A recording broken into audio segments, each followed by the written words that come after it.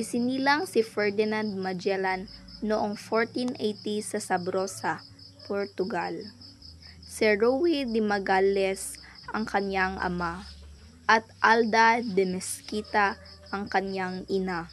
Ibinahagi ni Magellan sa hari ng Espanya na si King Carlos I ang balak niyang paghahanap ng panibagong ruta patungo sa Spice Island. Ito naman ay pinayagan at ikinagalak ng hari ng Espanya sapagkat ipagkakaloob ni Magellan sa Espanya ang mga lupaing siyang matutuklasan.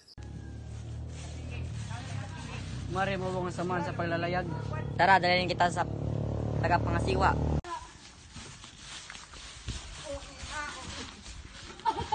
May isa mayayag na gustong hanapin ang Moluccas, kaya nangailangan siya ng suporta ng hari. Sige, dalhin kita sa hari. Magandang araw, mahal hari. May isang malalayag po dito na gustong hingin ang iyong suporta. Susuportahan ba natin siya? Ikaw ang bahala. Sige, susuportahan natin siya at bibigyan ng mga Barkong Trinidad, Barkong Concepcion, Barkong Antonio, Barkong Santiago, at Barkong Victoria.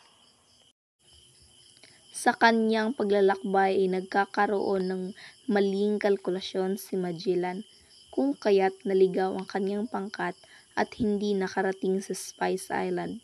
Sa halip, napunta sila sa isang grupo ng mga isla sa Samar na kanyang tinawag na Archipelago ni San Lazaro.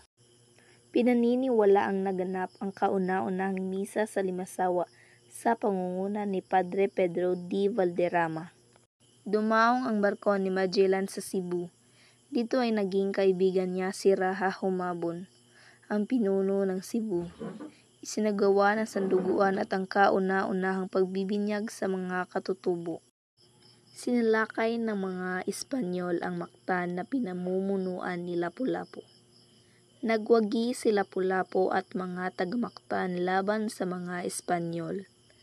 Nasawi si Magellan dahil sa pagtama sa kanyang ulo, braso at binti ng mga panang may lason sa dulo.